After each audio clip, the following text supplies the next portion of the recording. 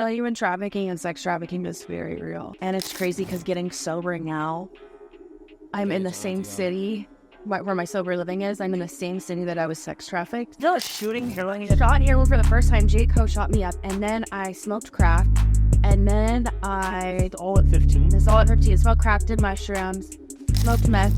I actually need to back up because I smoked meth at 14.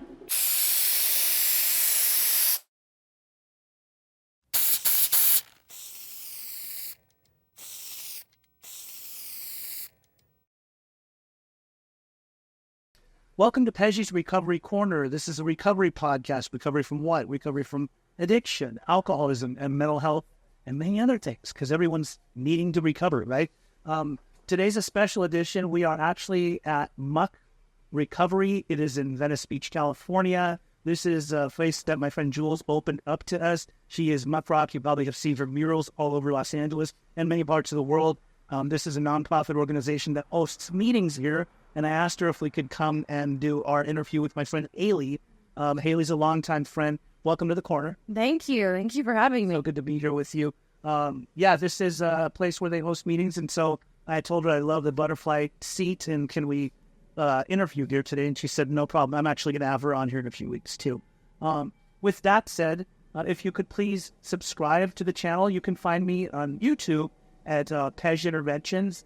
This is Pejji's Recovery Corner. I am Pej. If you would like us too, and also spread it everywhere, share it everywhere, show it to everyone. We want to always give a message of hope. So Hailey and I, we go way back. We were actually just reminiscing before we came here. I've known her for over a decade. She's a great lady. She's had her own personal struggles, but she's also been sober for a while in the past, and now she's back in recovery. So Hailey, tell me, where are you from? Like, where were you raised? So I was born in San Diego, California. I lived kind of a double life. I lived half the time in Rancho Santa Fe and the other half the time in Idaho, Sun Valley, Idaho. And Rancho Santa Fe and San Diego is a very fluid. Yes, it is. It is very, there's a lot of prestigious people there. And Idaho is the polar opposite. Unless you go to the nice areas of Idaho too. Yeah. So you were between the two places. Yeah. Okay. And where did you grow up more? So I actually grew up more in Idaho. I spent most of the time there, and it was so beautiful. I mean, the people there would take like their shirt off their back, to give it to a complete stranger. Right. And in California, it's like, after you get out of my way when we're in traffic, totally different, polar opposites. So. Okay, so then growing up there, like, did you have brothers, sisters, anything like that? Yeah, I did. So my dad had married, I don't know if I should say this, but my dad had married into John Deere. And I then got two sisters that were older than me and a brother that my dad had with Barbara Deere. And then on my mom's side, my mom and my real dad had me and my brother. And then my mother was married in Idaho to a man that was 12 years younger than her. She did really good on that one. And had two little girls. So I have two younger sisters. I had two older sisters, my real brother, and then another brother. Okay. Crazy. I know. It's a lot to track. So I don't know how comfortable you are with speaking on camera about it, but was there any traumas or anything like that happened to you in your young age? Yeah. So in my younger years, I would say the first things that were happening to me was molestations. There was a lot of molestation happening, and a lot, I would say even more abuse, emotional and physical abuse.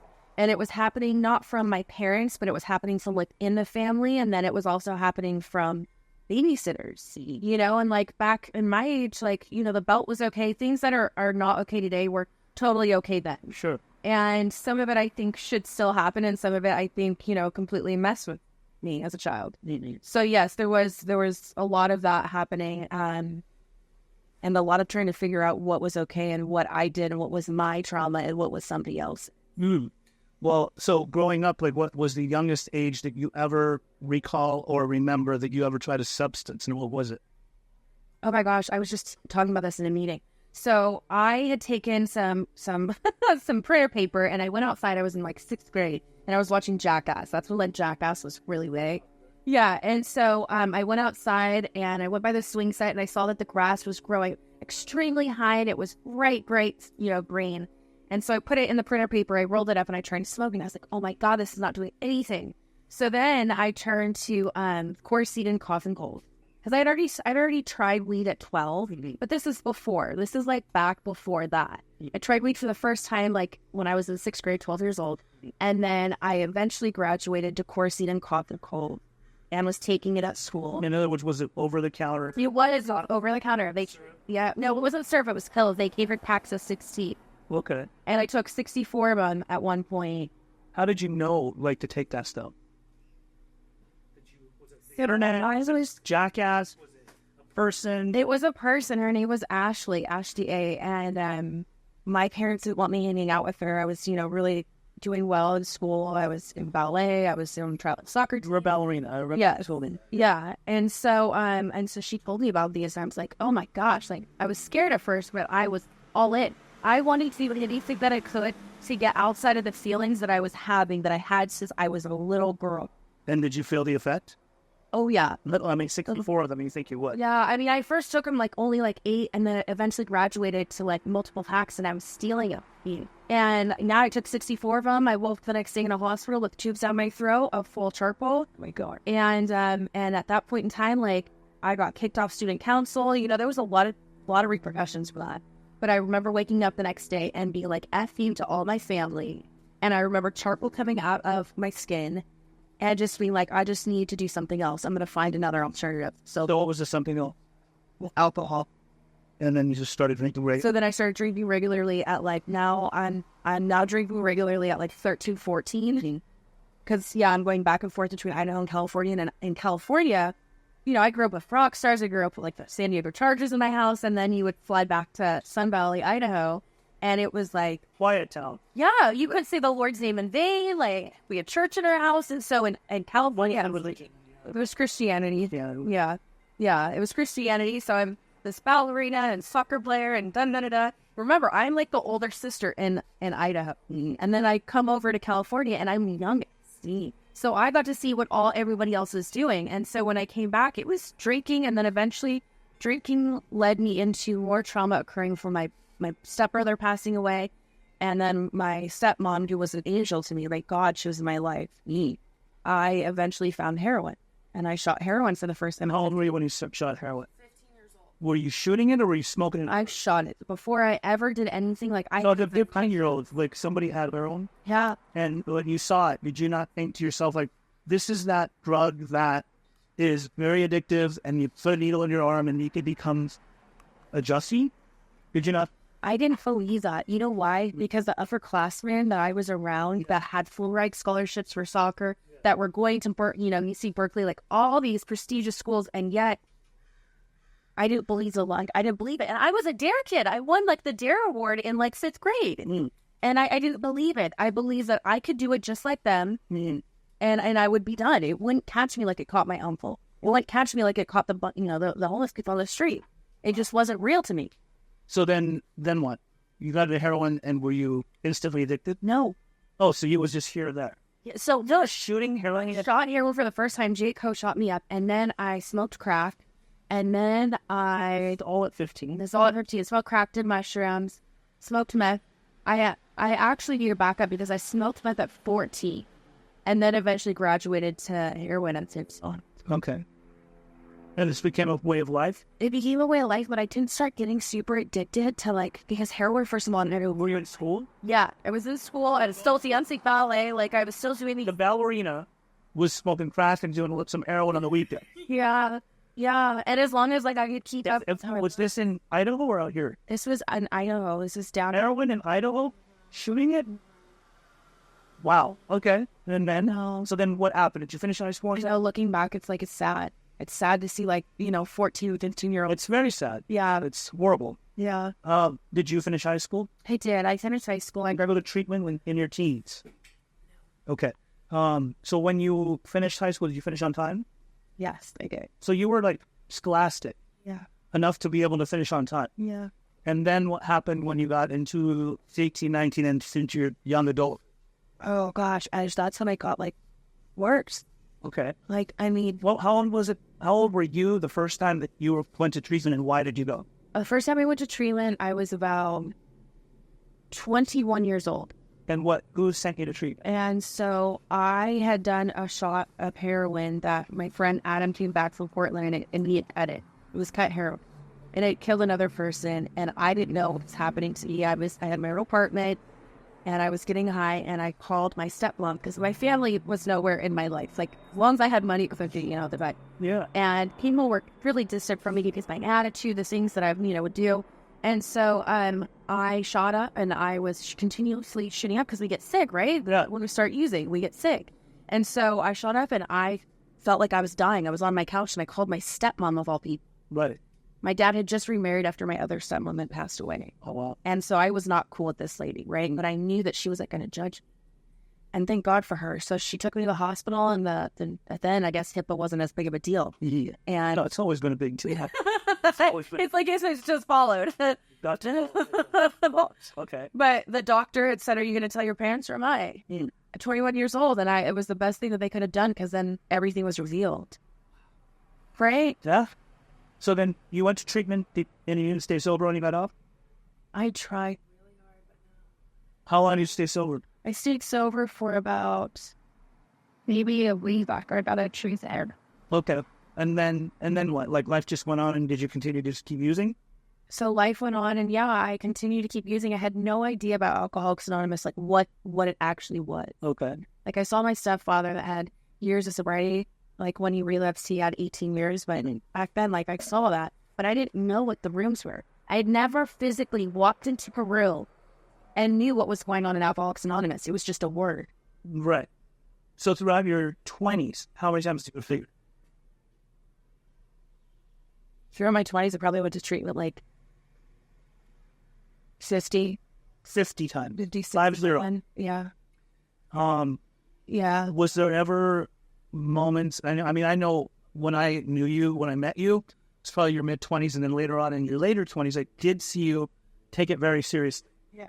So I don't even want to ask the question, did you ever take it seriously? Because there was a period where I saw you very much engulfed in the recovery process, taking it serious, being of service, helping others, even speaking a lot. Like I remember you'd speak or share in meetings, things like that. But so what's the longest period of time that you stayed sober throughout the time in all those stints of going to treatment? What was the longest time that you stayed sober? So I had 2.5 years twice.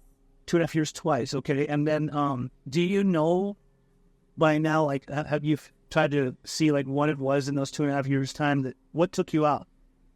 So it's like they say that you work the steps backwards. Explain that. So, by the time you get to the 12th step, you're working with others. Like, in order to keep what I have, and that's sobriety, and that's recovery, and that everything that comes with that is like family, everything, right? Mm-hmm. And I started stopping working with my sponsees. I started pulling away from my sponsees. Right. Then I stopped praying. Then I stopped doing, a 10 and 11 at night. Right. And then amends, that wasn't even happening. Resentment after resentment after resentment. And, So you were holding on to resentments. You didn't make amends. Right. I didn't even make financial amends in the that happens a lot. Yeah. And it happens. A lot of people say, like, I worked the steps, but I didn't stay sober. And then you start hearing more about the story. Right. So at least you're transparent and open about that. So sorry to interrupt, but I just realized maybe we need to move your microphone a bit more, just in case. Yeah. Do you mind? No. Thank you. I'll look this way. We're just going to put it right here. Just in case you clip the nip. It's not that close, I promise. I hope you edit out. He's not editing that out. No. Okay, you're good. Okay, so you work the steps backwards, as you were saying, but your heart and soul obviously wasn't completely in it. Really, it appeared that way, at least to me. But was there ever a surrender to a higher power? A full surrender. That was a hard one, and it. Did you actually feel like during those times of 2.5 years that there was a full surrender? Did you have a reservation? That's a really hard question, Pesh. I did have reservations. Like there was a little thought tucked in the back of your head that was like, maybe one day again I can use like a judging. Yeah, you know what it was? It was, I never fully surrendered, right? Because I would walk by bars and I would share about it at meetings and I'd cry because I was holding on by straw. but I wasn't surrendering, right? I had this like idea of like, I want to be sober, I want to stay sober, I want to keep these 2.5 years. But here I am taking all the freaking credit for my sobriety, giving none to God. And yeah, I couldn't surrender. That's so hard to hear. Well, I mean, one thing I do know is that it's really good for people that are in recovery to identify what their condition is, whether it's alcoholic or addicted condition. And then also to like come to terms with the magnitude of what they've done in the past and how much they've burned their lives down, let alone other people's lives around them. Right. How much they've affected people, and how I believe, like, if you really take responsibility for that, like, you never want to hurt people again. Therefore, you make those amends to people from the bottom of your heart with the intention of, I never want to harm you again, right? But if we keep going back out, then whatever amends we made before, because I've had plenty of people that have gone through the process in my life and gone and made amends to their families, but then they go and relapse, and I'm like, well, your amends were kind of empty at that point. But to each their own. Everybody has their own journey. You later in the last few years have been really struggling to get sober. Yeah. And you obviously, the fentanyl craze, there's a ton of people doing fentanyl. You got into that. You're how old now? 35. 35 years old. More recently, are you open to talking about your little experience that happened there in the drive-thru? Yeah. I mean, which one? There's two. The one where the people came and took the teenager. Yeah. And you. Yeah. So, the experiences got worse. And, for people that have had a lot of trauma, because that's kind of what we were talking about in the beginning. Mm-hmm. When you don't fix, there's another thing I want to mention is when you don't fix the things, when you're in recovery and you've been sober, and there's those little defects of character, these things that that you're supposed to fix, but you don't. Oh, I need to go to a therapist because I have trauma, but I'm not going to. Right. And this is like, when you get sober, you're supposed to work on every aspect, and I wasn't willing to. Yeah. So my trauma started like doubling in size, and it was reaching towards people who were wrong for me, who would abuse me emotionally, physically, sexually. So what ended up happening is a lot of us have sexual abuse, and mine occurred when I got loaded again. And I was in and out of treatment centers. I mean, when I say now that I've been to 72 treatments. 72. Yeah. That's 7-2. Yeah. Just wanted to make sure I know somebody didn't hear the numbers right. It's a lot of treatment. Right. And when I say that, I mean, like, I would go into detox for that day, tell everybody I loved them, give them a hug, and then I would be out hours later. The drugs would come out. I'd be coming off fentanyl and heroin and whatever I was doing at the time. Definitely opiates, but that was one of the problems. Okay, so maybe you don't want to talk to that. No, I do. You want me to start from? Just tell a brief synopsis of what happened right then and there, where somebody happened to come and snatch you up and take you with the young person. So human trafficking and sex trafficking is very real. And it's crazy because getting sober now, I'm in the same city where my sober living is. I'm in the same city that I was sex trafficked. And I bring up trauma when you go out. It does. There's these signs. There's a 2 or 3 story building that has signs of all the men, women, children, grandparents that have been trafficked. Right. And sex trafficking, people think, oh, all they want is children, and it's such a lie. It's such a lie. People are being taken every day in LA and all over the country. I mean, the United States is the #1 funding for sex trafficking. Right. So that's something that's really not talked about. But in my addiction, I went from jumping to another treatment center. I got kicked out. I was walking the street. I had my suitcases, and I went to try to go get food. I was withdrawing at the time, and the drive-thru had shut down. The inside of the drive-thru had shut down. So I essentially started walking through the drive-thru to get myself food, and the man that was there allowed me to get in the car, and he happened to be a fentanyl dealer, which is crazy. Because here I am, I just flew in from Colorado. I'm trying to go to treatment here, and I don't have a car, I don't have anything here. And this guy happens to be a fentanyl dealer. Everywhere we go, we can find them, right? We can find the drug dealers. Yes. And I hop in his car, and I get the food, and then I go to pick up the drugs. And as I go down into the basement to where the drugs were, that's when I had, a gun to my head, and they put me in a U-Haul. And then they sold me off to these other people, and those people had picked up a 12-year-old little girl the same night that they picked me a 12-year-old little black girl. And they had still in her uniform, school too. Huh? They had you two along. Yeah, we were in the back of a dark blue Impala at the time. So they had moved me from a U-Haul to a motel room to, they picked her up at like a Jack in the Box Wendy's. I can't remember which one it was. My brain starts to like shut that stuff off, but yeah. And they took her and then they put her in trailers that are lined up along, you can't see where you're going because they live you at night, and they rent these places out by the hours or the day, and they move people all over. And depending on what you're being used for, that's where they place you until they move you either out of the country or they sell you off to other people. That's so heavy. I mean, it's pisses me off as I'm hearing it, but it is a reality. Another thing that's interesting is you say the signs up for all those different things that's like showing you that that's going on, the human and sex trafficking. Mm-hmm. And then I think, as you were saying that, I thought to myself, well, when I was in rehab, I remember we were behind a bus that had a sign on the back of it that said, I think it was like a picture from Family Guy, and it said they tried to make me go to rehab, Amy Winehouse song. Mm-hmm. I said, no, and I'm thinking I'm in rehab, and I'm seeing the sign. Back then, mm-hmm. That was in 2007, right? Mm-hmm. Last night, I'm driving down Pico Boulevard here in LA, and I'm behind a bus, and I see on the back of the sign, it says, on a bus, it says, fentanyl, one pill, one hit can kill. Fentanyl kills. And I'm like, sign of the times. Like, look how the times have changed from what I saw as a sign on a bus back then to what the reality of what's going on in our so and another thing that like really, really means a lot to me right now is that, well, you know how much I love you. You're like one of my dearest longtime friends in recovery. And I worry about you because you've gone out and come back so many times that I was even thinking as we're filming this, like, God, I hope she gets it this time, because if I don't want this episode to come out and then something happens to you, and which I'm not even trying, it's not a self-fulfilled prophecy. I don't want anything bad to happen to you. But like, if you were to pass away, it would really be sad that here you are alive and well and speaking so well and like putting words together and talking about your experience and being transparent. You did say something to me in the car that matters to me a lot. You said like this time something different. Can you just expand on that a little bit and talk about why does it feel different this time? Like, why are you taking it so serious? Sorry, it's super emotional. Well, I just don't want to lose you.